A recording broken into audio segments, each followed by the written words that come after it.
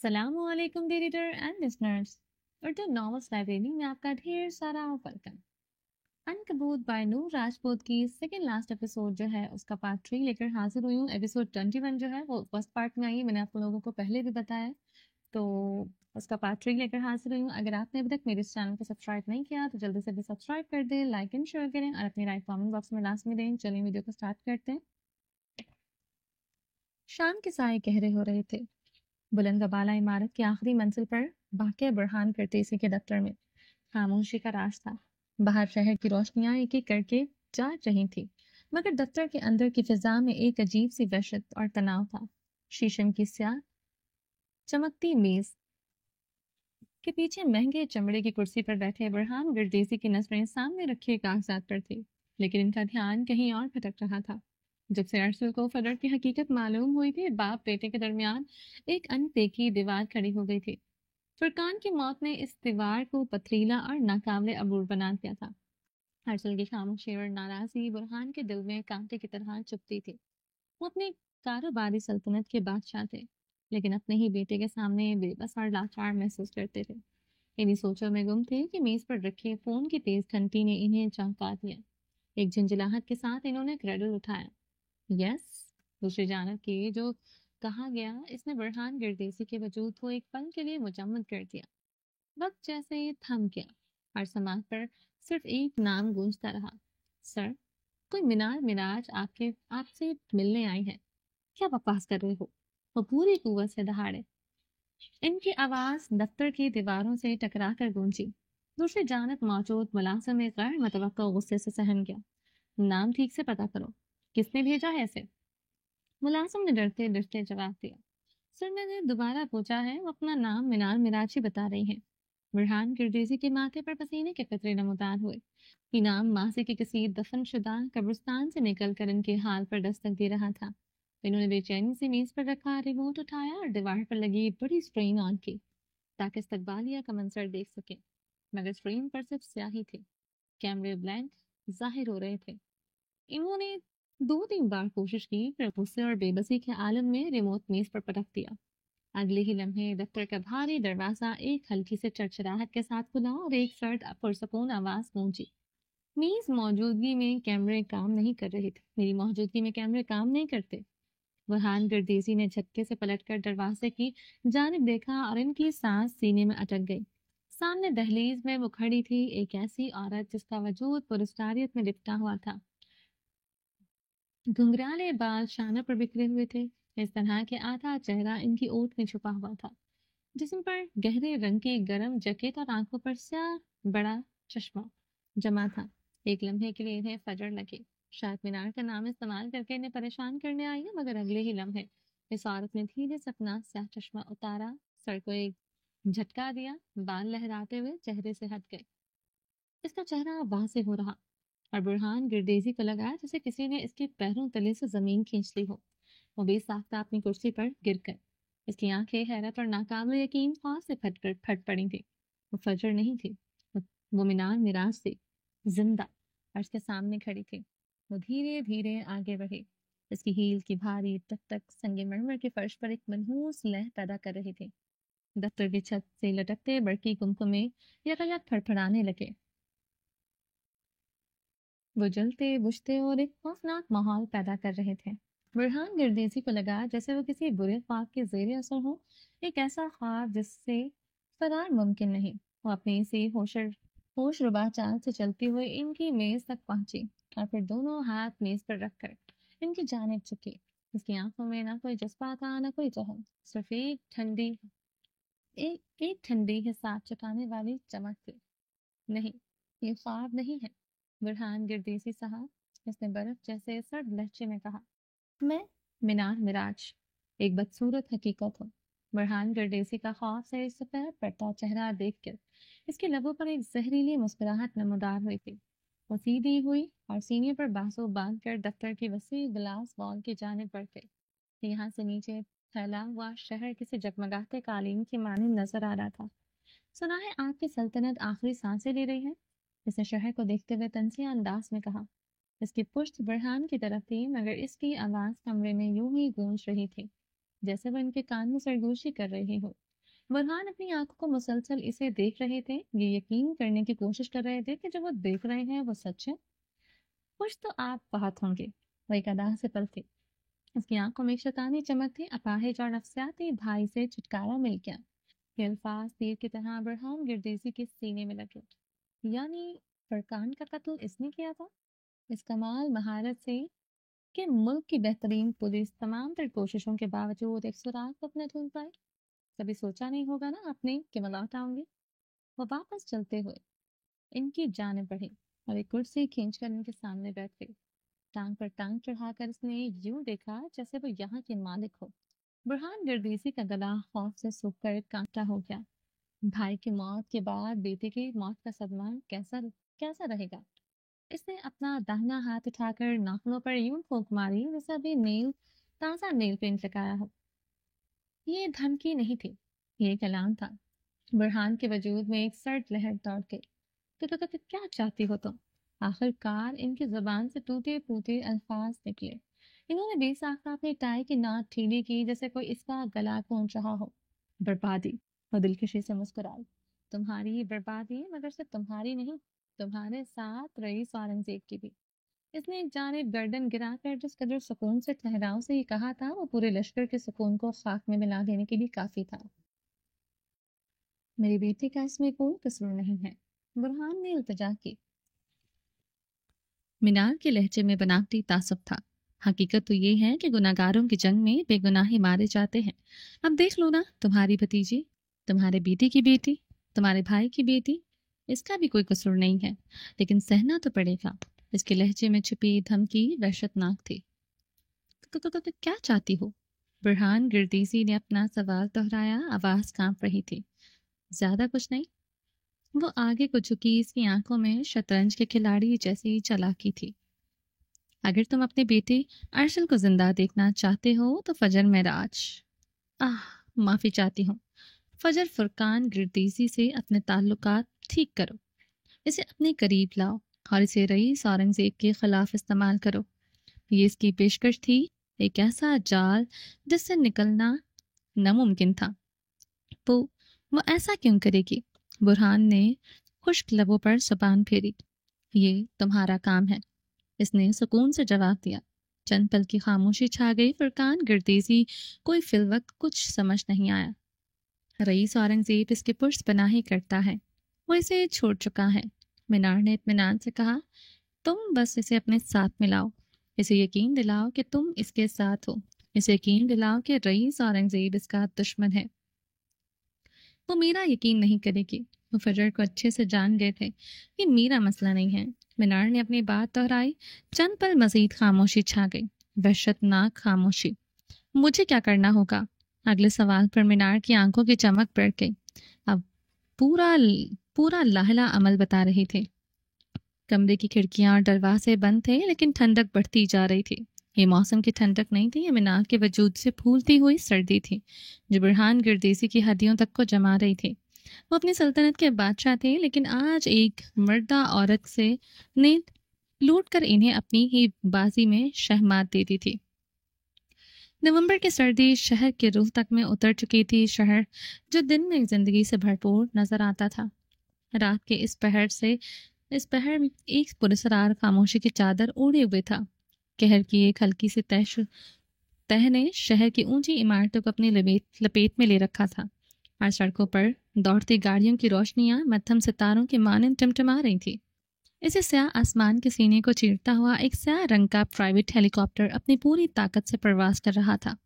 اس کی گونجتی ہوئی آواز شہر کے شور میں ایک انوکھی وحشت اور حکمرانی کا تاثر دے رہی تھی۔ ہیلی کاپٹر کے اندر کا ماحول باہر کی ٹھنڈک کے برعکس پرسکون مگر بھاری تھا۔ رئیس اپنی مخصوص نشست پر براجمان تھا، اس کی آنکھیں نیچے پھیلے ہوئے شہر پر مرکوز تھیں۔ اس کے چہرے پر کوئی تاثر نہیں تھا، مگر اس کی خاموشی میں ایک طوفان قید تھا۔ اس کے برابر میں مرد بیٹھا تھا، جس کی نظریں کبھی رئیس کے چہرے پر جاتی اور کبھی باہر کے منظر پر۔ صرف 15 منٹ سر، پائلٹ نے انٹرکام پر اطلاع دی۔ اس نے کوئی جواب نہیں دیا، جیسے اس نے سنا ہی نہ ہو۔ ہیلی کاپٹر انارکلی بادشاہی مسجد مینار پاکستان اور پھر کالے پانیوں جیسے دریا راوی کے اوپر سے گزرا۔ مراد نے گفتگو کا آغاز کیا۔ تم نے واقعی ولی اور فجر کو کال نکال دیا؟ کیوں؟ کیا وہ اس وراثت کے حقدار نہیں؟ رئیس کی نظریں بدستور نیچے تھیں، لیکن آواز میں وہی فولادی پن تھا۔ سلطنت کی وراثت رشتوں سے نہیں، قابلیت سے ملتی ہے۔ اور فجر کا کیا؟ اس کا کیا قصور ہے؟ تمہارا دل اسے تکلیف کیسے پہنچا سکتا ہے؟ وہ شکوہ گناہ تھا۔ کبھی کبھی اقتدار اتنا اونچا ہو جاتا ہے کہ دل کی آواز نیچے دب جاتی ہے مراد۔ مجھے میرا اقتدار بہت عزیز ہے۔ مراد نے چند لمحے اسے دیکھا۔ وہ محبت کے لیے نہیں، حکومت کے لیے پیدا ہوا تھا۔ پھر اسے محبت کیوں ہوئی؟ تو کیا صرف یہی وجہ ہے؟ وہ سچائی جاننا چاہتا تھا۔ نہیں، تم جانتے ہو میرا دشمن۔ تو کیا اس بار وہ دشمن تم سے بڑا ہے؟ اس نے رئیس کی بات کاٹی۔ چہرے پر الجھن تھی۔ رئیس کی گردن آہستہ سے مراد کی طرف مڑی۔ نگاہ میں کوئی چلن نہیں، بس ایک خاموش آگ تھی۔ میں تمہیں تصحیح کی ضرورت ہے مراد۔ میرا دشمن مجھ سے شاطر ہو سکتا ہے، مجھ سے بڑا نہیں۔ سرد لہجے میں دیے گئے جواب پر گفتگو دم توڑ گئی۔ اب وہ دونوں نیچے دیکھ رہے تھے۔ کچھ دیر بعد پھر سے گفتگو کا آغاز ہوا۔ ویسے یہ پروجیکٹ واقعی ایک شاہکار ہوگا۔ جب یہ مکمل ہوگا تو پورا شہر اسے دیکھے گا۔ رئیس نے اپنی نظریں شیشے سے ہٹائے بغیر ایک ٹھہری ہوئی آواز میں کہا، شہر نہیں، دنیا دیکھے گی۔ اس کی آواز میں غرور نہیں، ایک حقیقت کا یقین تھا۔ کچھ ہی دیر میں ہیلی کاپٹر نے اپنی رفتار کم کی اور ایک وسیع عریض زیر تعمیر سائٹ کے اوپر منلانے لگا۔ نیچے سینکڑوں ایکڑ پر پھیلی زمین پر کنکریٹ اور اسٹیل کے دیو ہیکل ڈھانچے کھڑے تھے جو رات کی فلڈ لائٹس میں کسی قدیم تہذیب کے کھنڈرات کا منظر پیش کر رہے تھے۔ یہ منظر طاقت اور وحشت کا ایک عجیب امتزاج تھا۔ ہیلی کاپٹر مخصوص ہیلی پیڈ پر اترا۔ جیسے ہی دروازہ کھلا، نومبر کی یخ بستہ ہونے ہوا نے اس کا استقبال کیا۔ ہوا میں مٹی اور تعمیراتی سامان کی ملی جلی بو تھی۔ رئیس باہر نکلا۔ اس کا لمبا کوٹ ہوا میں لہرا رہا تھا۔ مراد اس کے پیچھے پیچھے تھا۔ وہ دونوں خاموشی سے اس دیو ہیکل ڈھانچے کے قریب کھڑے ہو گئے تھے جو مستقبل میں اس سلطنت کا سب سے اونچا ٹاور بننے والا تھا۔ مراد نے ارد گرد پھیلی تاریکی اور سناٹے کو دیکھتے ہوئے کہا، مخالفین کہتے ہیں کہ یہ رئیس اورنگزیب کا سب سے بڑا وجود ہے، سب سے بڑا جوا ہے۔ جو وہ رئیس کے زوال کی باتیں کرتے ہیں، اس پروجیکٹ کے خاتمے کو خواب دیکھتے ہیں۔ مراد کی بات پہ اس کے لبوں پر ایک سرد مسکراہٹ نمودار ہوئی۔ اس نے نگاہیں اٹھا کر اس ادھورے ٹاور کے سب سے اونچے سرد سرے کو دیکھا، جیسے وہ اس کی بلندی کو اپنی آنکھوں سے ناپ رہا ہو۔ انہیں کون بتائے کہ میرا سوال میرے علاوہ کوئی نہیں لکھ سکتا؟ اس کی آواز ہوا کے شور میں بھی مراد کے کانوں تک واضح پہنچی، اور مراد کو لگا جیسے زمین تھوڑی ہل گئی ہو۔ آگے بڑھ کر ایک سٹیل سے ستون پر ہاتھ رکھا جو برف کی طرح ٹھنڈا تھا۔ یہ سلطنت میرے غرور کا عکس نہیں، میری ہڈیوں کا ڈھانچہ ہے، اور ہڈیوں کو دفن تو کیا جا سکتا ہے مگر جھٹلایا نہیں جا سکتا۔ اس کا لہجہ اتنا پرعزم اور حتمی تھا کہ مراد کے پاس مزید کچھ کہنے کو نہیں بچا۔ کافی دیر وہاں گھومتے رہے، سائٹ کا تجزیہ کرتے رہے۔ پھر مراد خاموشی سے اپنے بادشاہ کے پیچھے چل پڑا، جو اب واپسی کے لیے ہیلی کاپٹر کی طرف بڑھ رہا تھا۔ واپسی کا سفر خاموشی میں گزرا۔ رئیس دوبارہ اپنی نشست پر آنکھیں بند کیے بیٹھا تھا، مگر مراد جانتا تھا کہ وہ سو نہیں رہا بلکہ اپنی آنے والی چالیں ترتیب دے رہا تھا۔ آخرکار ہیلی کاپٹر نے سائٹ کو پیچھے چھوڑا اور ایک ایسی عمارت کی طرف بڑھا جو خود ایک شہر کے مانند تھی۔ رئیس ہیڈ کوارٹرز نیچے میلوں پر پھیلا ہوا وسیع و عریض میدان تھا جس کے بیچوں بیچ سنگ مرمر سے بنا ہوا ایک بہت بڑا ہیلی پیڈ تھا جس پر تیز روشنیوں سے انگریزی حروف آرے چکمگا رہا تھا۔ ہیلی کاپٹر نے انتہائی مہارت سے اس نشان کے عین اوپر چکر کاٹا اور آہستہ آہستہ نیچے اترنے لگا۔ اس کا اترنا کسی بادشاہ کی آمد کا اعلان لگ رہا تھا، منظم، طاقتور اور خوف طاری کر دینے والا۔ جیسے ہی ہیلی کاپٹر کے پہیے زمین سے لگے اور انجن بند ہوا، ایک گہری وحشتناک خاموشی چھا گئی۔ مسلح گارڈز کی ایک قطار پہلے ہی کسی حکم کے بغیر پوزیشن لے چکی تھی۔ دروازہ کھلا، رئیس نے باہر قدم رکھا۔ اس کی نگاہیں سامنے کھڑی قلعہ نما عمارت پر تھیں۔ کیا تمہیں انجام سے ڈر نہیں لگتا؟ مراد اس کے پیچھے کھڑا تھا۔ وہ رکا رہا مگر پلٹا نہیں۔ اس کی نظریں سامنے جمی رہیں۔ میں اپنی داستان کا مصنف ہوں مراد، اور ابھی میں نے آخری باب لکھا نہیں ہے۔ اس نے ٹھہر کر کہا۔ اس کی نگاہیں سامنے عمارت پر بنے تاج لوگوں پر جمی۔ جس دن یہ تاج گرے گا وہ دن صرف میری مرضی سے طلوع ہوگا۔ اس کے جواب پر مراد کے کندھے مزید چوڑے ہو گئے۔ اس دنیا میں اگر کسی مرد کے عشق تھا تو وہ رئیس اورنگزیب تھا۔ ہیلی کاپٹر اب واپس اڑ رہا تھا۔ وہ دونوں اب بھی وہیں کھڑے تھے۔ اس سے پہلے کہ کوئی کچھ بولتا رئیس کا فون بج اٹھا۔ وہی پرائیویٹ نمبر۔ اس نے گہری سانس لی۔ مراد نے آگے بڑھ کر اسکرین دیکھی۔ وہ دونوں سمجھ چکے تھے کہ کال کرنے والی وہی تھی۔ اس کو کیا نام دیا جائے؟ The woman, the math, the best بچ۔ آخر کون ہے یہ؟ مراد کے معدے میں درد اٹھنے لگا۔ رئیس نے ایک توقف سے بعد فون اٹھا لیا۔ آسمانوں پر اڑنا چھوڑ دیں رئیس صاحب، زمین پر رینگنے کا وقت آ چکا ہے۔ وہی کھنکتی ہوئی آواز اس کے حواس معطل کرنے آتی تھی۔ رئیس اورنگزیب کا شمار رینگنے والوں میں نہیں ہوتا، تمہیں یہ مان لینا چاہیے۔ وہ دونوں چل پڑے۔ مراد کی توجہ فون کی جانب تھی۔ تمہیں رینگتا پورا شہر دیکھے گا، تمہارا زوال شروع ہو چکا ہے۔ ایسی اونچی عمارتیں بنانا چھوڑ دو۔ اس کی بات پر وہ ہنس دیا۔ اور میرا زوال لکھے گا کون؟ اچنبے سے پوچھا۔ میں لکھ رہی ہوں اور شہر دیکھے گا۔ اس کے اگلے جملے رئیس کے لبوں پر پھر سے مسکراہٹ ابھری۔ یہ میرا شہر ہے، اس کی رگوں میں میرا خون دوڑتا ہے۔ میرا زوال لکھنا ہے تو وہ قلم ڈھونڈو جو میرے لہو سے نہ بہکے۔ اس نے گردن چوڑے کر کے گردن پیچھے گرا کر آسمان کو دیکھا۔ اس کے لہجہ سرشار تھا۔ دشمن ہی صحیح مگر یہ عورت اس میں ایک نئی انرجی بھر دیتی تھی، اسے زندہ ہونے کا احساس دلاتی تھی۔ مراد کو اس پر شک ہوا۔ اس کے الفاظ رات کی خاموشی میں تحلیل ہو گئے۔ وہ لمبے لمبے قدم اٹھاتا مراد نے ہمراہ اپنی سلطنت کے مرکز اپنے ہیڈ کوارٹر کی طرف بڑھ گیا، اور اس کی پرچھائی اس کے پیچھے ایسے چل رہی تھی جیسے وہ خود ایک زندہ وجود ہو، ہر تاج کے سائے میں، ہر دل کی دھڑکن میں، اور ہر خوف کے پیچھے، کیونکہ وہ رئیس تھا، اور رئیس کا اختتام رئیس کے سوا کوئی نہیں لکھ سکتا تھا۔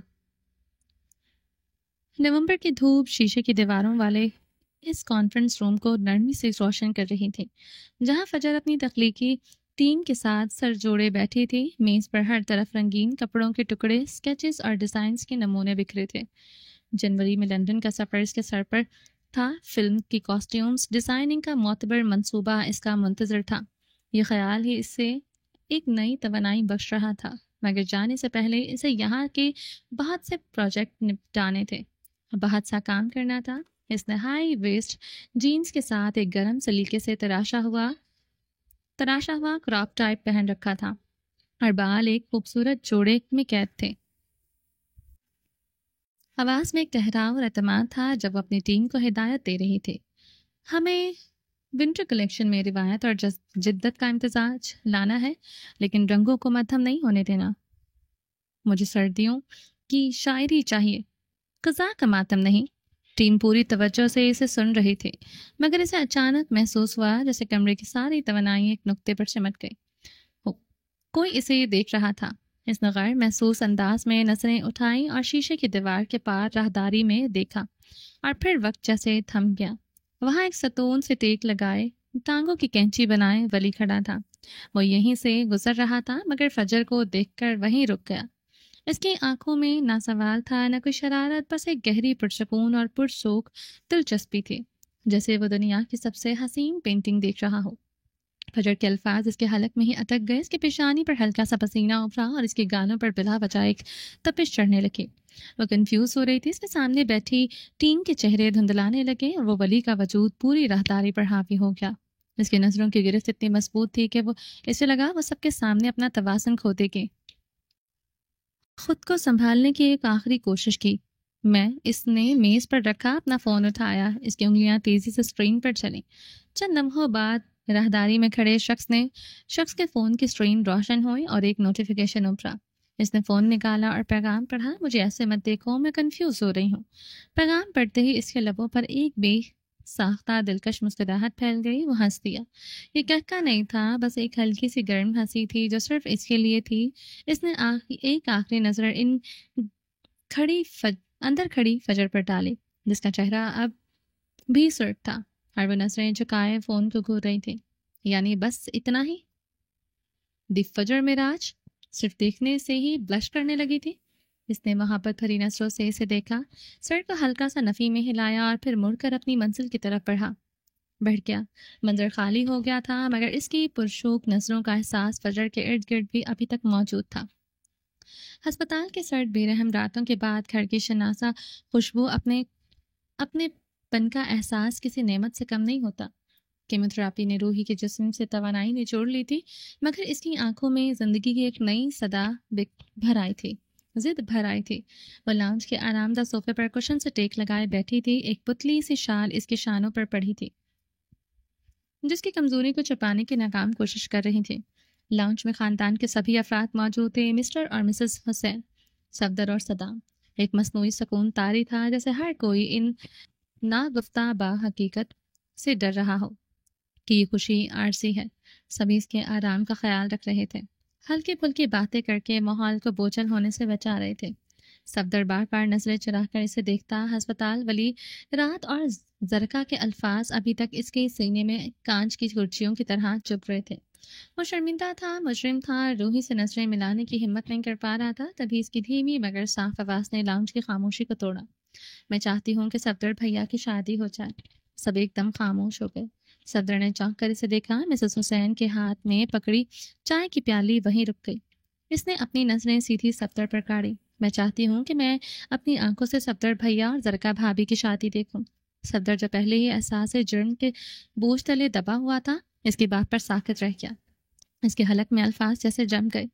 روحی نے ایک گہرا سانس لیا، جیسے اگلے الفاظ کہنے کی اس میں ہمت جمع کر رہی ہو. میں نہیں جانتی کہ میں ٹھیک ہوں گی یا نہیں.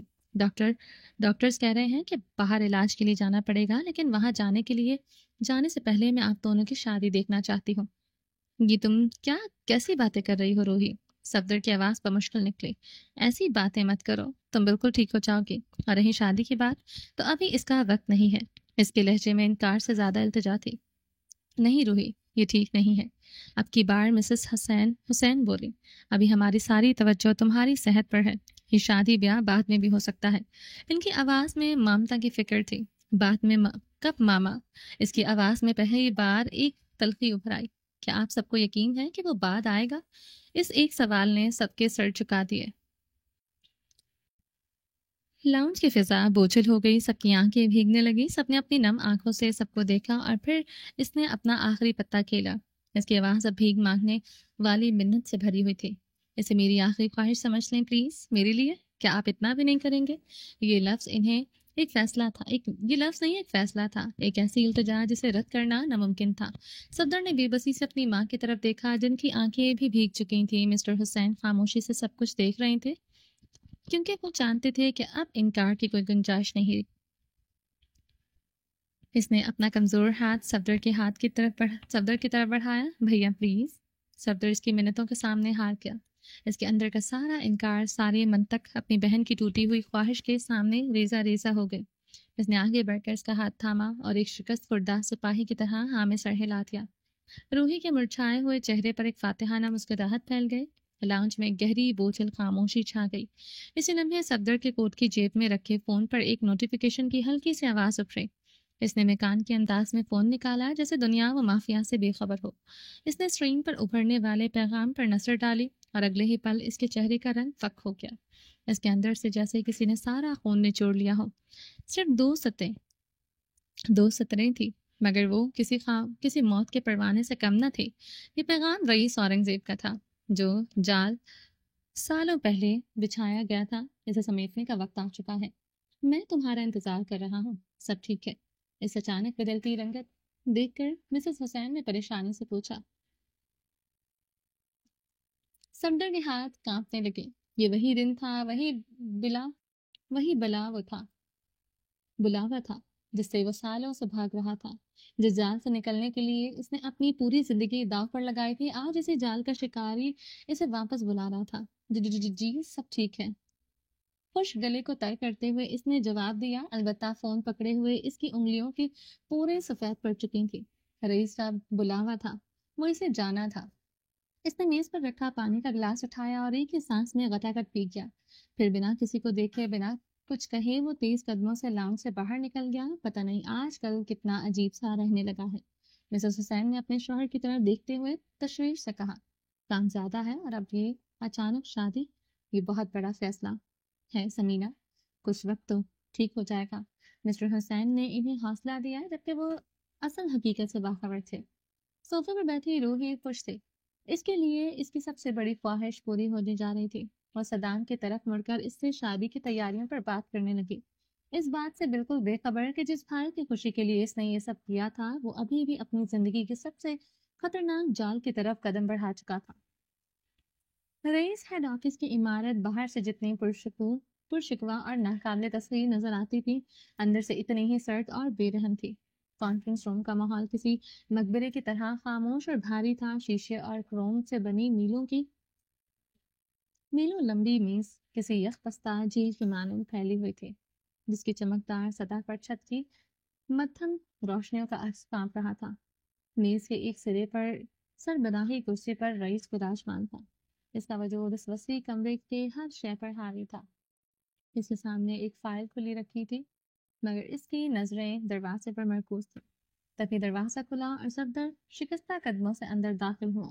اس کے کندھے جھکے ہوئے تھے، چہرے پر کئی دنوں کی تھکن اور ایک گہری مایوسی تھی۔ اس کی آنکھوں سے جیسے زندگی کی ساری رمق نچوڑ لی گئی ہو۔ وہ ایک ہارا ہوا کھلاڑی تھا جو اپنے شکاری کے سامنے پیش ہو رہا تھا۔ آئیے صفدر صاحب، آپ ہی کا انتظار کیا جا رہا تھا۔ رئیس کی آواز پرسکون تھی، مگر اس میں ایک ایسی ٹھنڈک تھی جو سیدھی ہڈیوں میں اتر جائے۔ اس نے ہاتھ سے لمبی میز کے دوسرے ویران سرے کی جانب اشارہ کرتے ہوئے اسے بیٹھنے کے لیے کہا۔ دونوں کے درمیان کا فاصلہ حاکم اور محکوم کی تفریق کو واضح کر رہا تھا۔ صفدر بنا کچھ کہے لکڑی کی بے جان کرسی گھسیٹ کر بیٹھ گیا۔ اس نے ایک بار بھی رئیس کے نظریں نہیں ملائی۔ ویسے مناز فیشنز تمہاری قیادت میں کافی ترقی کر گیا ہے، اس نے فائل کے اوراق پلٹتے ہوئے سرسری انداز میں کہا جیسے وہ موسم کا حال بتا رہا ہو۔ صفدر خاموش رہا، اس کے دل کی دھڑکن اتنی سست روی سے چل رہی تھی جیسے وہ کسی بھی لمحے رک جائے گی۔ رئیس کے تاثرات ہر صفحے کے ساتھ بدل رہے تھے، کبھی دلچسپی، کبھی اطمینان اور کبھی ایک عجیب سی ملکیت کا احساس۔ پھر اس نے ایک جھٹکے سے فائل بند کر دی، اس کی گونج خالی کمرے میں پھیلی اور صفدر کے اعصاب پر ہتھوڑے کی طرح لگی۔ رئیس نے اپنے ہاتھ کی مٹھی بنا کر فائل پر جمائی اور اپنی گہری سیاہ آنکھیں میز کے دوسرے کونے پر بیٹھے صفدر کی آنکھوں میں گاڑ دی۔ مجھے میرے شیئرز واپس چاہیے۔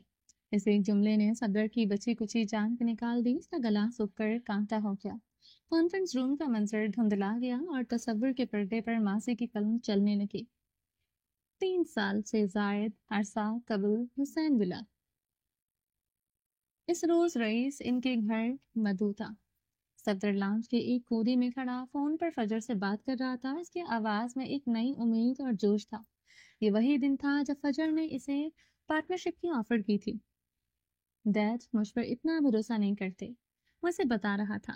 رئیس جو قریب ہی بیٹھا مسٹر حسین سے گفتگو کر رہا تھا، اس کی گفتگو سن کر متوجہ ہوا۔ اس نے صفدر کی چند آخری باتیں سنی اور پھر کھانے کی میز پر دانستہ بات چھیڑی۔ تمہاری پڑھائی مکمل ہو گئی ہے نا؟ آگے کیا ارادہ ہے؟ اس نے صفدر سے پوچھا، پھر جیسے کچھ یاد آیا ہو، وہ لڑکی فجر مراج، وہ تمہاری پروجیکٹ پارٹنر تھی ہے نا؟ وہ کافی ترقی کر گئی ہے۔ جی۔ صفدر اس کی اتنا جاننے پر حیران تھا، گو کہ وہ پیرس فیشن شو کا اسپانسر رہ چکا تھا، مگر ہر ڈیزائنر تھوڑی یاد رکھتا ہوگا۔ سنا ہے لکس چھوڑ دیا ہے اس نے۔ اس کا اگلا سوال ایک بم کی طرح گرا تھا۔ صفدر بے ہوش ہوتے ہوتے بچا۔ جی وہ تھوڑی خطبی ہے، کہتی ہے اپنی کمپنی کھولے گی، اپنا برانڈ بنائے گی۔ اس کی بات پر رئیس نے اس بات میں سر ہلایا جیسے وہ پہلے سے سب جانتا ہو۔ اور کیا جانتے ہو اس کے بارے میں؟ فجر میں اس کی اس قدر گہری دلچسپی پر باقی سب بھی حیران تھے، مگر صفدر جواب دینے لگا، وہ ذہین ہے، ضدی ہے اور پیچھے نہیں ہٹتے۔ جو کہتی ہے وہ کر کے دکھاتی ہے۔ فیملی کے بارے میں کیا جانتے ہو؟ عام سا لہجہ۔ فیملی میں بس اس کی والدہ ہے، والد کی ڈیتھ ہو گئی ہے، اور ہسبینڈ کی بھی۔ ہسبینڈ کا لفظ سن کر رئیس کو اچھو لگا۔ مسز حسین نے فوراً پانی کا گلاس آگے بڑھایا۔ اس نے کم عمری میں کافی کچھ دیکھ لیا ہے، اس لیے تھوڑی تلخ ہے۔ صفدر نے مزید اضافہ کیا، شادی کب ہوئی تھی؟ تم اس کے شوہر سے کب ملے؟ رئیس کے سوالات کسی تفتیشی افسر کی طرح تھے۔ اس پر صفدر کنفیوز ہو گیا۔ اس نے کبھی ملوایا نہیں، کہتی تھی وہ انگیجڈ ہے، مگر میں نے اس کے منگیتر کو کبھی نہیں دیکھا، نام تک نہیں جانتا۔ پھر جس دن اس کا والد کا انتقال ہوا اسی دن اس کا نکاح ہوا۔ کس سے ہوا؟ یہ بھی بس وہی جانتی، مطلب مجھے نہیں بتایا۔ وہ حال میں ہی جب میں نے پوچھا کہ وہ اپنے شوہر کے پاس کیوں نہیں جاتی، تب اس نے بتایا کہ وہ مر چکا ہے۔ رئیس ہر لفظ سن کر اپنے ذہن میں تانے بانے جوڑ رہا تھا۔ اسے یہی لگا کہ فجر جھوٹ بول رہی تھی، مگر وہ خاموش رہا۔ عروضہ نے پوری تفتیش کی تھی، اس کا تو کوئی افیئر بھی نہیں تھا، تو اب وہ تمہیں بزنس کی آفر دے رہی ہے؟ جی، وہ چاہتی ہے ہم مل کر فیشن کمپنی شروع کریں، اس کے پاس زمین اور پلان سب تیار ہے۔ کھانے کے بعد رئیس نے مسٹر حسین اور صفدر کے ساتھ الگ میٹنگ کی۔ مسٹر حسین نے ایک بڑی ریل اسٹیٹ پروجیکٹ کا لالچ دے کر ہی رئیس کو بلایا تھا۔ رئیس نے شرط رکھی کہ وہ یہ پورا پروجیکٹ مسٹر حسین کو دے دے گا، مگر بدلے میں اسے کچھ چاہیے، اور تب اس نے اپنا جال بچھایا۔ مینار فیشنز میں صفدر کی پارٹنرشپ در حقیقت رئیس کی تھی۔ ان کا معاہدہ ہوا تھا کہ صفدر صرف ایک چہرہ ہوگا، اصل مالک رئیس ہی رہے گا، اور وقت آنے پر صفدر کو یہ شیئرز چپ چاپ رئیس کے حوالے کرنا ہوں گے، اور آج کا وقت آ چکا تھا۔ ماضی کا پردہ ہٹا اور کانفرنس روم کا یک پستہ منظر دوبارہ واضح ہو گیا۔ مجھے میرے شیئرز واپس چاہیے۔ رئیس نے اس کی طویل خاموشی پر اپنی بات دہرائی، اس کی آواز اب پہلے سے زیادہ سخت تھی۔ مینار فیشنز مجھے بہت عزیز ہے، اس نے ٹوٹی ہوئی آواز میں کہا۔ فجر وہ مجھ پر بھروسہ کرتی ہے، میں اسے دھوکہ نہیں دے سکتا۔ یہ تمہیں 3 سال پہلے کانٹریکٹ سائن کرتے وقت سوچنا چاہیے تھا۔ رئیس کا جواب سپاٹ تھا۔ اس نے ہونٹ کھینچ لیا۔ وہ تب یہ نہیں چاہتا تھا کہ مگر اپنے باپ کے بزنس کو آگے بڑھانے اور ان کے اصرار پر اسے یہ زہر پینا پڑا تھا۔ پچھلے 3 سالوں سے وہ اسے گلٹ میں جل رہا تھا۔ اس نے جان بوجھ کر فجر سے فاصلہ بڑھایا، اس سے تلخ کلامی کی، تاکہ جب یہ سچ سامنے آئے تو اسے کم سے کم دکھ ہو۔ مگر اب وہ یہ نہیں کر سکتا تھا، وہ یہ نہیں کرنا چاہتا تھا۔ میرے لیے یہ سب بہت مشکل ہے۔ اس کے جواب پر رئیس کے جبڑے بھنج گئے، اس کی آنکھوں میں ایک خطرناک چمک ابھری۔ وہ جانتا تھا یہ خطرناک تھا، مگر پھر بھی کیا ہم کوئی راستہ نہیں نکال سکتے؟ اس نے ایک آخری امید بھری نظر سے دیکھا، رئیس کو دیکھا، جس نے 3 سال پہلے ہی واضح کر دیا تھا کہ فجر سے اس کی دشمنی پرانی ہے۔ میں اپنا حق نہیں چھوڑتا۔ صفدر بری طرح پھنس چکا تھا۔ ایک طرف اس کا خاندان، اس کے باپ کا کاروبار، اور دوسری طرف فجر کا بھروسہ اور مینار فیشنز کا، جہاں اس نے محبت کی تھی۔ کتنی راتیں وہ بھول جاتا تھا کہ یہ اس کا نہیں تھا۔ یہ حقیقت تھی کہ یہ رئیس کی پشت پناہی میں یہ مینار اتنی تیزی سے پھولا تھا۔ مجھے کچھ وقت چاہیے، اس نے بمشکل کہا۔ ٹھیک ہے، رئیس نے کرسی سے ٹیک لگاتے ہوئے اجازت دی۔ اس کی آنکھوں میں ایک فاتحانہ سکون تھا۔ صفدر اٹھ کھڑا ہوا، اس کے پیر کانپ رہے تھے۔ جیسے ہی وہ مڑنے لگا، رئیس کی آواز نے اسے وہیں جکڑ لیا۔ لیکن یاد رہے، میں دھوکہ دینے والوں کو موت دیتا ہوں۔ یہ ایک واضح دھمکی تھی، ایک ناقابل تردید حقیقت۔ صفدر کا پورا وجود سن ہو گیا، اور بنا کچھ کہے، بنا پلٹے کمرے سے باہر نکل گیا، جیسے ایک زندہ لاش اپنی قبر کی طرف جا رہی ہو۔ سردیوں کے دوپہر جیسے کسی مصور نے موسم کی گرم چھاؤں سے سجا دی تھی۔ عمارت کے بلند و بالا شیشے دھوپ کی روشنی میں جھلک رہے تھے، اور اندر لابی میں داخل ہوتے ہی فلک نے گردن اٹھا کر چھت کی جانب دیکھا۔ لابی کی چھت فوسوں کے زاہ کی طرح خمدار تھی، اور نیچے ماربل کی سنہری سفید ٹائلیں، جن پر اس کی قدموں کی چاپ نرم گونج پیدا کر رہی تھی۔ اس کے ساتھ فخر عالمگیر تھا، مگر اسے لگا جیسے یہ لمحہ، یہ فضا جیسے صرف اس کے لیے تخلیق کی گئی ہو۔ وجاہت عالمگیر کی طبیعت اب پہلے سے بہت بہتر تھی۔ ترنم بیگم نے وہاں جانے پر سنبھل گئے تھے، وہ اسی لیے فلک فخر کے ساتھ واپس لاہور آ گئی تھی۔ اس کی دنیا یہی تھی، اور شہد رنگ گھنگریالے بال پھول کیے گردن کے گرد خاکی اسکارف لپیٹے، کریم رنگ کے اون کے سوٹ پر ہلکا سا سرمئی سویٹر پہنے، بالکل ایک وقار سے سجی گڑیا جیسی لگ رہی تھی، مگر اس کی آنکھوں میں وہ سنجیدگی اور گہرائی تھی جو کسی عام لڑکی میں نہ ہوتی۔ ایک مصنفہ جو اب ایک کہانی سے بڑھ کر ایک گھر کو جوڑنے نکلی تھی۔ لفٹ کے شیشے میں خود کو دیکھتے ہوئے اس نے آہستہ سے اسکارف درست کیا۔ بالکل اسی وقت لفٹ کے دروازے کھلے اور اس کے سامنے رئیس جیولرز کا کریٹو فلور تھا، وہ جگہ جہاں تاریخ رقم کی جاتی تھی، سونے اور قیمتی پتھروں کی نہیں، خیالات اور جذبات کی۔ ایک بیسویں شیشے کے کمرے میں میز کے گرد 7 افراد بیٹھے تھے، جدید تقاضوں سے ہم آہنگ نفاست سے سجے ہوئے اس دفتر میں ہر چیز اپنا مطلب رکھتی تھی۔ دیوار پر ڈارک سٹارز کا سیاہ چمکتا ہوا لوگو، میز پر فائلوں کے ساتھ رکھی چند جواہرات کے خاکے اور ان کے بیچ فلک کے لیے مخصوص کرسی۔ خوش آمدید مس فلک، عالمگیر، حماد خان نے مسکرا کر کہا۔ یہ ہے ہماری ڈین ٹیم اور اب اس ٹیم کی کہانی آپ کے ہاتھوں میں ہے۔ اس نے سب کا پروکار انداز میں شکریہ ادا کیا جب ٹیم نے اپنے ابتدائی آئیڈیاز اور ڈیزائنز کے نمونے دکھانے شروع کیے۔ اس نے ہر خاکہ گہرائی سے دیکھا، وہ ایک کردار کو محسوس کر رہی تھی، جیسے زیورات نہیں، کہانیاں اس کے سامنے بکھری ہوئی ہوں۔ یہ جو ڈیزائن ہے، فلک نے ایک خاکے کی طرف اشارہ کیا، اس میں درد کا عنصر ہے مگر نجات کا راستہ بھی۔ ہمیں یہ دکھانا ہے کہ کہانی اندھیرے میں ہے مگر اس کے کنارے پر روشنی بھی موجود ہے۔ ٹیم میں ایک سناٹا سا چھا گیا، جیسے وہ سب ایک لمحے کو ان زیورات کو جیتے ہوئے دیکھنے لگے ہوں۔ ان کی یہ میٹنگ کئی گھنٹے چلی اور شاندار رہی، وہ بہت پرجوش تھی۔ میٹنگ کے اختتام پر حماد نے کہا، مس فلک، رئیس صاحب آپ سے خود ملنا چاہتے ہیں، اگر آپ کو وقت ہو۔ فلک نے سر ہلایا۔ رئیس کا دفتر عمارت کی آخری منزل پر تھا مگر اس کی میٹنگ اسی فلور پر تھی۔ دروازہ کھلا، وہ اندر داخل ہوئی تو رئیس کھڑکی کی طرف پشت کیے کھڑا تھا۔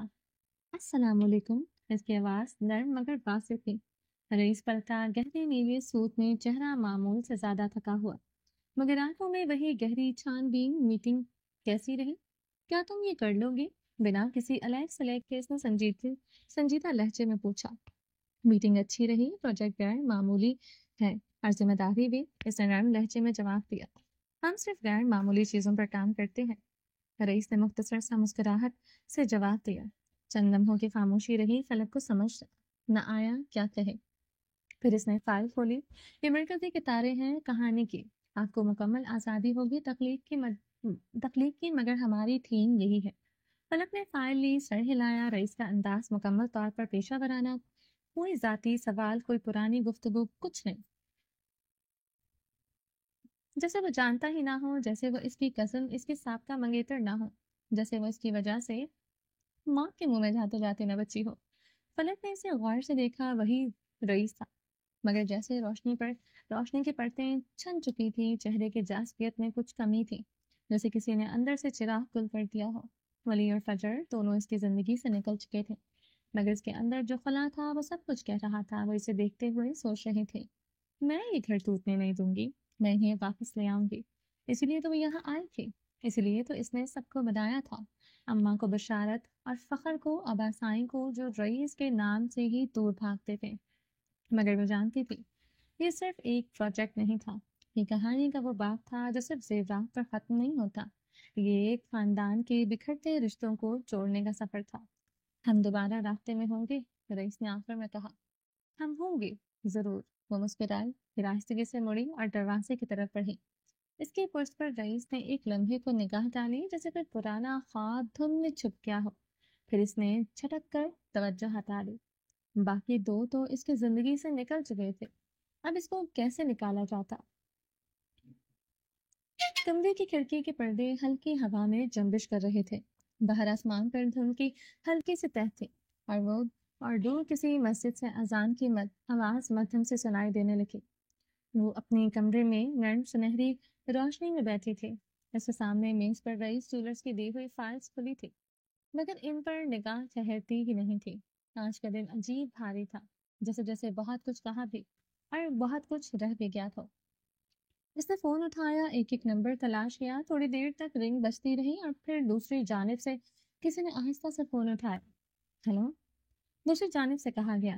ہیلو فجر، فلک کی آواز میں وہ نرمی تھی جو صرف بہنوں میں ہوتی ہے، اور تھکن جو کسی دل سے بات چھپاتے چھپاتے آ جاتی ہے۔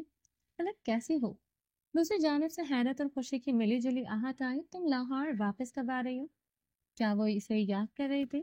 فلک ہلکا سا مسکرائی۔ آ گئی ہو، آج رئیس ہیڈ آفس گئی تھی۔ ایک لمحے کو خاموشی چھا گئی۔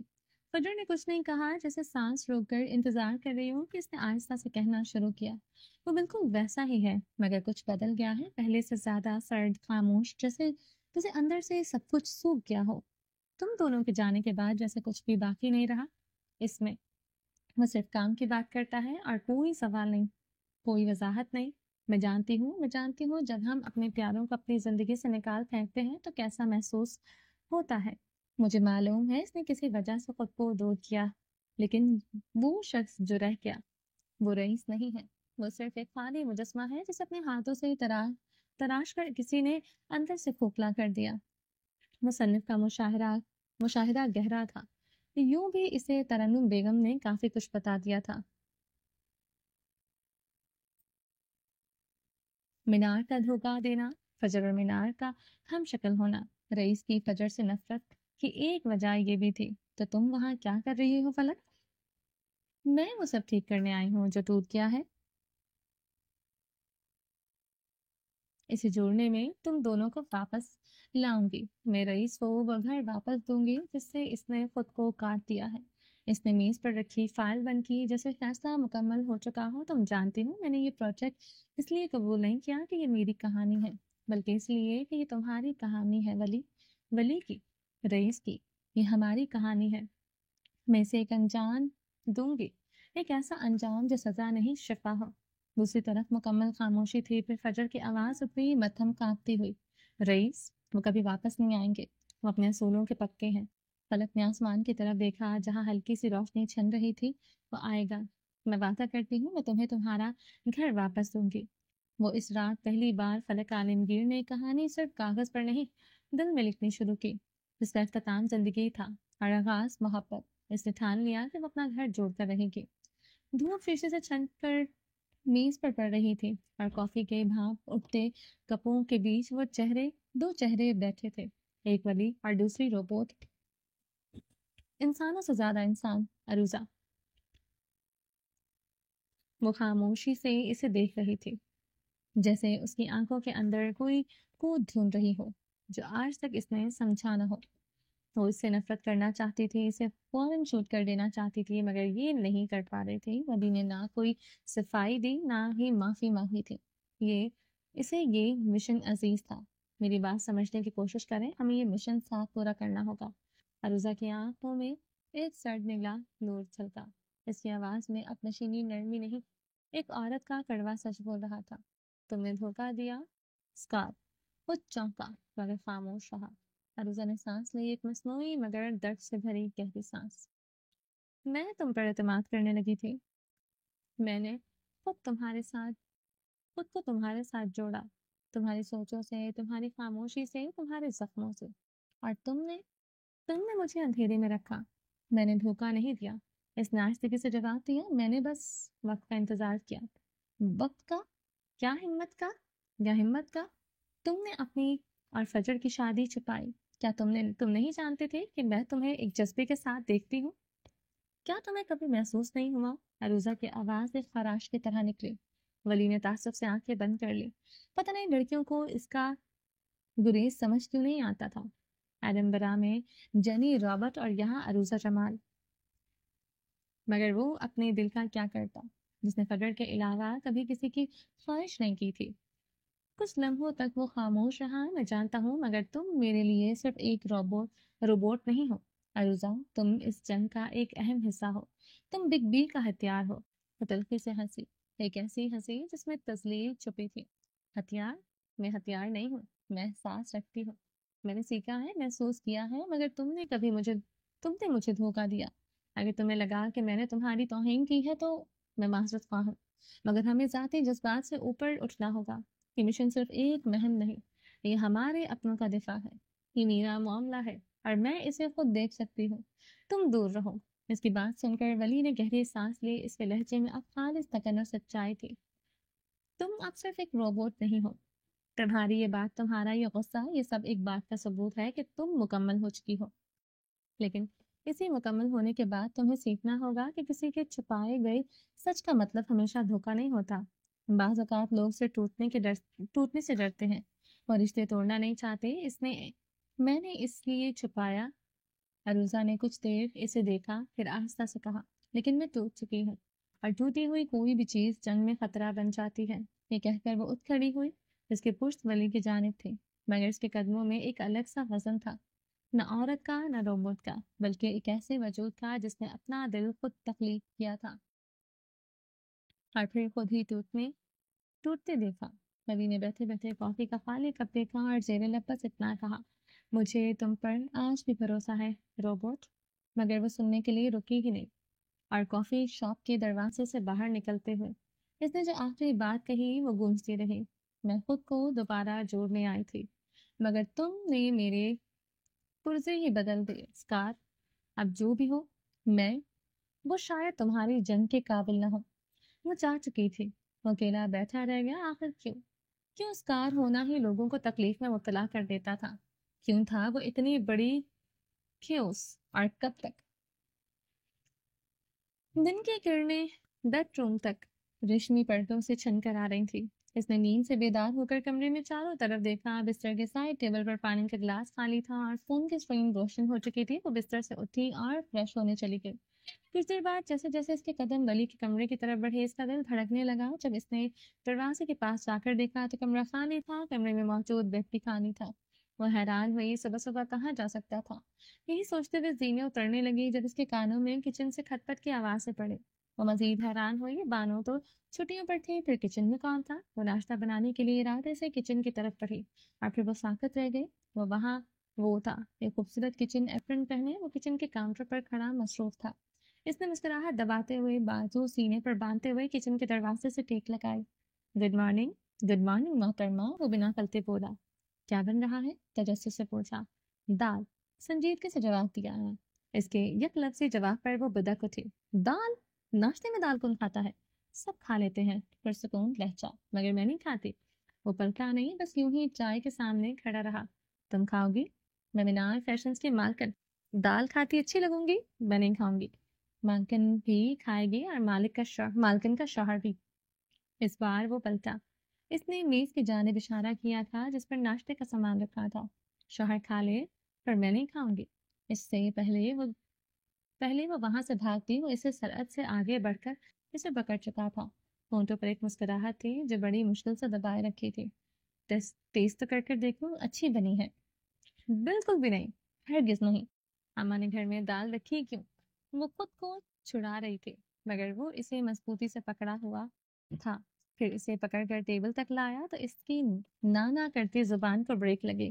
وہاں دال کہیں نظر نہیں آ رہی تھی، اس کی جگہ آملیٹ، ٹوسٹ اور دیگر اشیاء موجود تھیں۔ اس نے خفگی سے ولی کو دیکھا جس نے کندھے اچکا دیا، یعنی وہ اسے تنگ کر رہا تھا۔ فجر نے گہری سانس لی۔ سارے لوازمات چیک کرنے کے بعد وہ گویا ہوئی، ویسے میں ہیلپ کر دیتی، اکیلے کیوں ناشتہ بنایا؟ بیگم صاحبہ، ناشتہ میں نے بنا لیا ہے، ڈنر تم بناؤ گی، مجھے کوئی زن مرید نہ سمجھو۔ اس نئی اطلاع پر وہ سرخ ہوئی اور ساتھ خاموش بھی۔ وہ جب چائے لے کر آیا تو اس نے دانستہ پوچھا، میں اکیلے بناؤں گی ڈنر؟ Of course. میں نے تم سے ناشتے میں ہیلپ مانگی نہیں نا؟ اب اپنے حصے کا کام خود کرنا چاہیے۔ اس کے اس اعلان پر وہ برا سا منہ بنا کر رہ گئی۔ ناشتہ شروع کیا گیا۔ ایک لمبی خاموشی کے بعد چائے کا کپ لبوں سے لگاتے ہوئے اس نے آنکھیں اٹھائی تو دھیرے سے بولا، ایک بات پوچھوں؟ اجازت؟ مانگنے کی ضرورت نہیں ہے، کچھ سوالات بہت ذاتی نوعیت کے ہوتے ہیں، میں نہیں چاہتا تمہیں برا محسوس ہو۔ وہ محتاط تھا۔ مجھے تمہارا کوئی بھی سوال برا نہیں لگے گا۔ چائے کا کپ میز پر واپس رکھتے دھیرے سے کہا، بلا شبہ چائے اچھی بنی تھی۔ چند پل کی خاموشی چھا گئی، وہ جیسے بولنے کے لیے پتول رہا تھا۔ کتھئی آنکھوں میں سوچ کی پرچھائیاں تھیں، پھر گویا ہوا، میں نے تمہیں نماز کی پابندی کرتے نہیں دیکھا، وجہ کیا ہے؟ یہ سوال سنتے ہی فجر کے چہرے کا رنگ پھر سے پل بھر کو پھیکا پڑا۔ ایک سایہ سا آ کر گزر گیا، چند لمحے خاموشی کی نظر ہو کر پھر اس کے ہونٹوں پر ایک معنی خیز مسکراہٹ آئی، جیسے کوئی ایسا قصہ سنانے والی ہو جو اس کے دل کے کسی خفیہ گوشے میں چھپا ہوا ہو۔ وہ ذرا سا آگے جھکی، اپنے ہاتھوں کو آرام سے میز پر رکھا، کیونکہ وہ مناسب الفاظ سن رہی تھی۔ مجھے لگتا ہے اگر میں نے نماز کی پابندی کر لی نا تو میں باقی نہیں رہوں گی۔ میں نے بچپن سے پڑھا ہے، سنا ہے، جانا ہے کہ نماز برائیوں کو مٹا دیتی ہے۔ میری مکاری، میرا فریب، میرا جھوٹ، میرا قہر سب مٹ جائے گا، اور میں پھر سے راج کیسے کروں گی؟ ہیزل آنکھوں میں الجھنیں تھی، سوال تھے۔ وہ سنجیدگی سے ولی کو دیکھ رہی تھی جو گہری بھویں سکیڑے اس کی منطق کو سمجھنے کی کوشش کر رہا تھا۔ تم جانتے ہو اس زمانے میں تخت پر وہی بیٹھتا ہے جو سچ کو جھوٹ کا لباس پہنا دے، جو روتے دلوں کو ہنسا بھی دے تو خون پی جائے اور دشمن کو معاف نہ کرے، اور دوست کو کندھے پر بٹھا کر وقت پر دھکا دے دے۔ یہ سب میری ڈھال ہے ولی، یہ سب میرا ایندھن ہے۔ اگر میں سجدے میں گر گئی تو تخت سے بھی گر جاؤں گی۔ وہ بات کے آخر میں خوفزدہ ہو گئی۔ ولی نے غور سے اس کی بات سنی، اس کی سانس گہری ہو گئی۔ وہ اپنا ٹوسٹ چھوڑ کر چند لمحے اسی چہرے کو دیکھتا رہا، جیسے آج پہلی بار اس کی روح کو نئے سرے سے پہچان رہا ہو۔ پھر اس کے ہونٹوں پر ایک ہلکی سی مسکراہٹ نمودار ہوئی۔ تم نے آج تک کچھ غلط نہیں لگا۔ تم نے جو بھی کیا اس میں دھوکہ نہیں تھا، صرف حفاظت تھی۔ تم نے لوگوں کو نکالا مگر ارادہ بچایا۔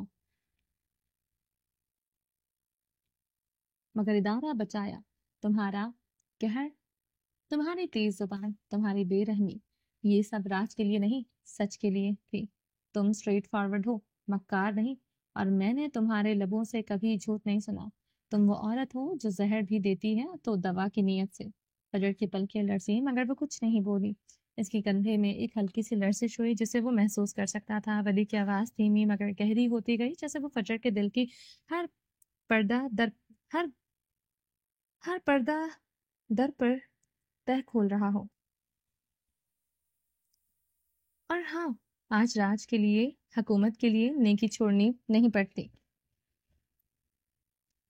وہ اس کی آنکھوں میں دیکھ رہا تھا، آواز میں ایک گہری اور پرسکون طاقت تھی۔ راج میں ظلم سے نہیں ہوتا، اسلامی تاریخ کی وہ عورتیں جنہیں ہم ام المومنین کہتے ہیں، انہوں نے مردوں کے دلوں پر، قوموں کے فیصلوں پر راج کیا ہے۔ حضرت خدیجہ رضی اللہ تعالیٰ عنہ نے کاروانوں کو چلایا، حضرت عائشہ رضی اللہ تعالیٰ عنہ نے علم کا دروازہ کھولا، حضرت فاطمہ رضی اللہ تعالیٰ عنہ نے خاموشی سے پوری امت کو جھکایا۔ انہوں نے اپنی عبادتیں نہیں چھوڑی مگر سلطنتوں کے نقش بدل دیے۔ اس کی آواز مزید گہری ہو گئی۔ انہوں نے تخت نہیں مانگا، خود تخت بن گئی۔ ان کے راج کے لیے دھوکہ یا فریب کی ضرورت نہیں تھی، تمہیں بھی نہیں ہے۔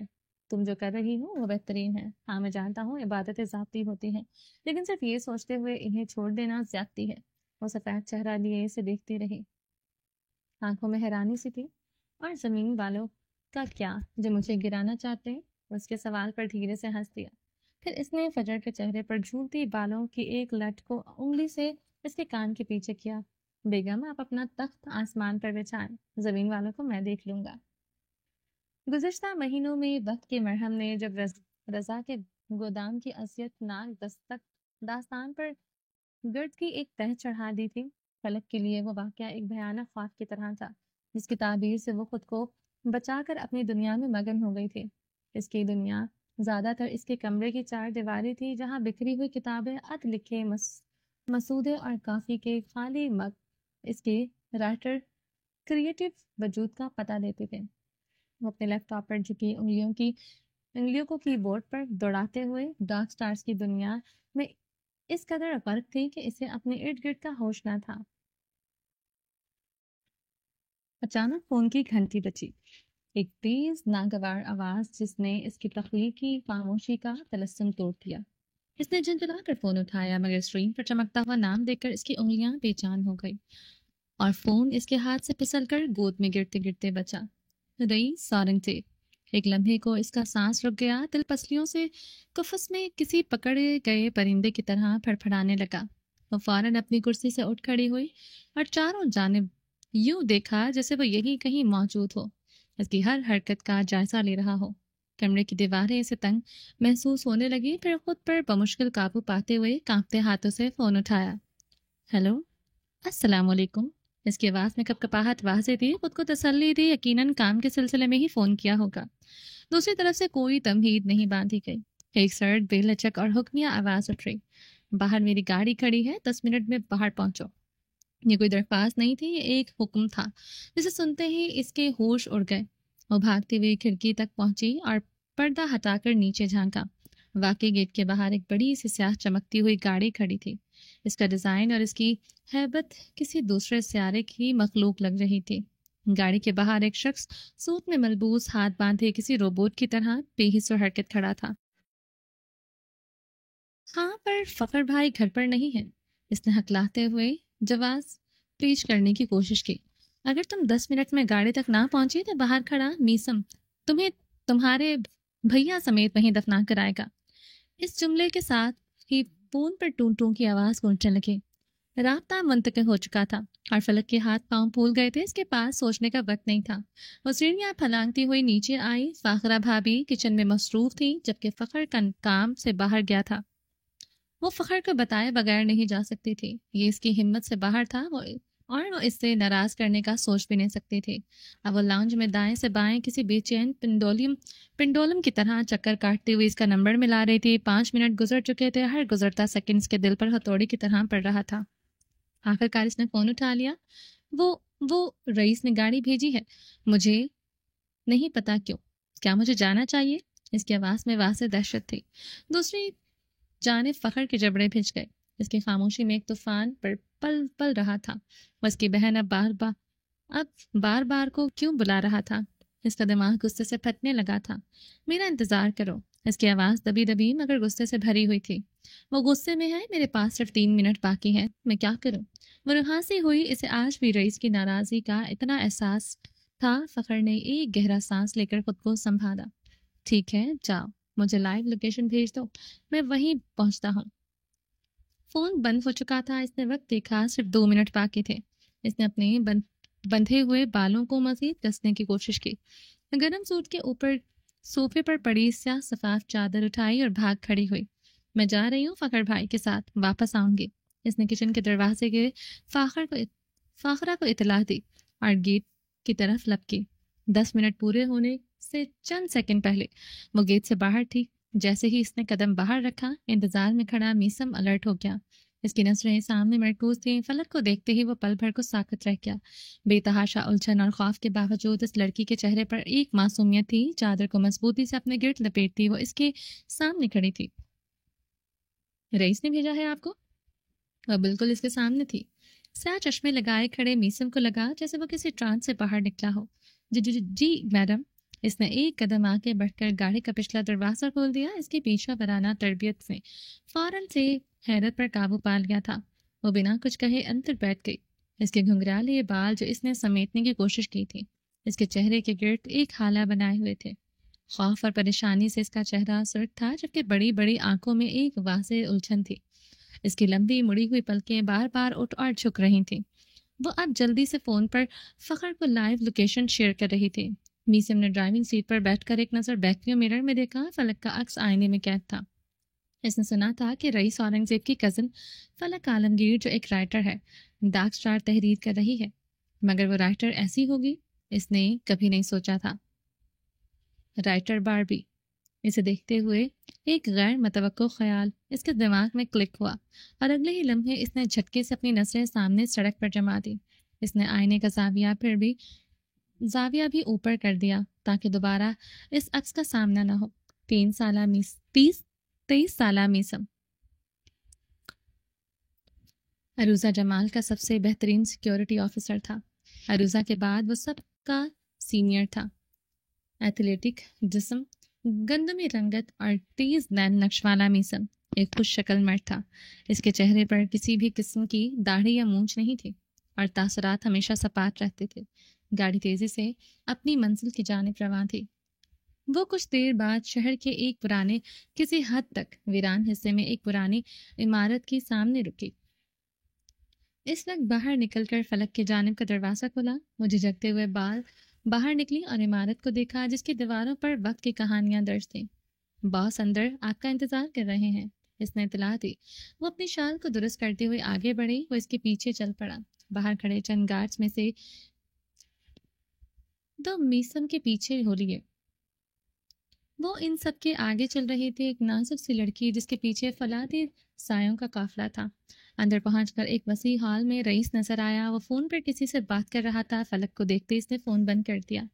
سیاہ پینٹ پر گہرے نیلے رنگ کی شرٹ جس کے اوپری 2 بٹن کھلے ہوئے تھے، آستینیں کوہنیوں تک پھول تھی اور بال بے ترتیبی سے اس کے ماتھے پر بکھرے تھے۔ وہ اسے دیکھ رہی تھی اور بس دیکھ رہی تھی۔ وہ تو ہر حلیے میں ہی اچھا لگتا تھا۔ چلے، اس نے فلک کو ایک راہداری کی طرف چلنے کا اشارہ کیا اور خود اس کے ساتھ ہو لیا۔ چلتے چلتے اس نے میسم کی جانب ہاتھ بڑھایا جس نے اپنی پین کی بیلٹ سے گن نکال کر رئیس کے ہاتھ میں تھما دی اور نہایت سنجیدہ تھا۔ اس نے دونوں بازو آگے کرتے ہوئے گن کو لوڈ کیا۔ چک چک کی دھاتی آواز اس نے خاموشی میں گونجی اور فلک کا دل اچھل کر حلق میں آ گیا۔ ایک پل کو اسے لگا جیسے وہ کسی حقیقی گینگسٹرز کے ایک گروہ کے بیچوں بیچ آ کھڑی ہوئی ہے اور اس کہانی کا مرکزی کردار اب وہ خود تھے۔ رئیس کے ساتھ چلتے ہوئے فلک نے ایک بھاری آہنی دروازے کو عبور کیا۔ اندر قدم رکھتے ہی ایک شدید ناگوار بو نے اس کا استقبال کیا۔ نمی، خون اور جراثیم کش ادویات کی ملی جلی بو۔ کمرہ مدھم روشنی میں ڈوبا ہوا تھا اور اس نیم تاریکی میں جو منظر اس کی آنکھوں کے سامنے آیا اسے دیکھ کر اس کے قدم زمین میں گر گئے۔ اس کے حلق سے ایک گھٹی ہوئی چیخ نکلی اور اس کا پورا وجود برف کی طرح ٹھنڈا پڑ گیا تھا۔ سامنے دیوار کے ساتھ فرش پر رجب رضا بیٹھا تھا۔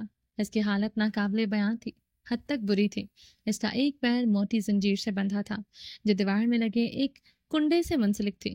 اس کے چہرے کا نقشہ بگڑ چکا تھا، سوجی ہوئی آنکھیں، پھٹے ہوئے ہونٹ اور گال پر خشک خون کے نشانات۔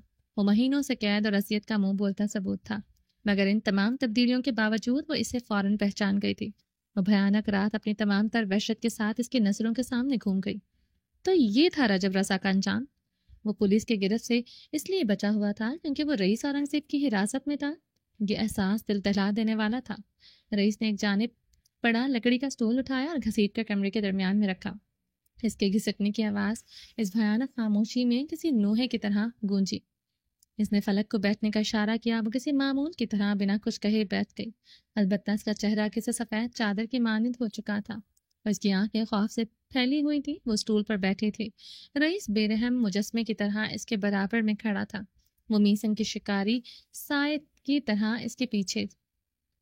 فلک کو دیکھتے ہی رجب کے بجھے ہوئے تاثرات میں ایک جنبش ہوئی۔ اس کے پھٹے ہوئے ہونٹوں پر ایک زہریلی مسکراہٹ ابھری۔ تم ابھی تک زندہ ہو؟ وہ اس کی آواز کھردری اور ٹوٹی ہوئی تھی۔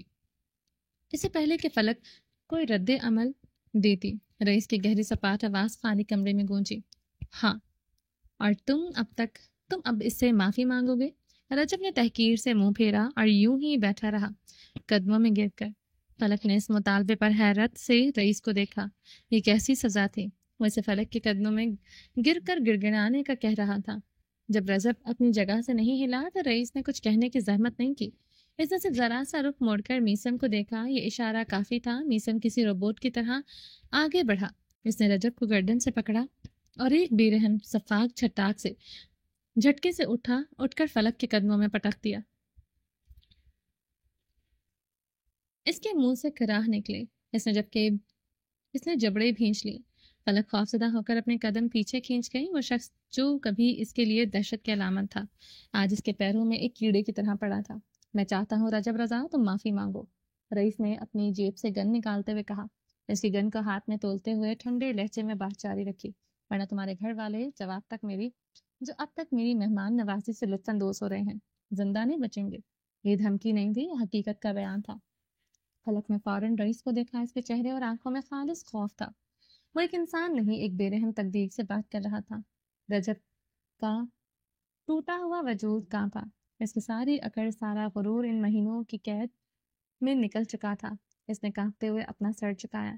مجھے معاف کر دو۔ اس کی آواز بمشکل سنی جا سکتی تھی۔ اپنا خاندان سب کو عزیز ہوتا ہے، وہ کبھی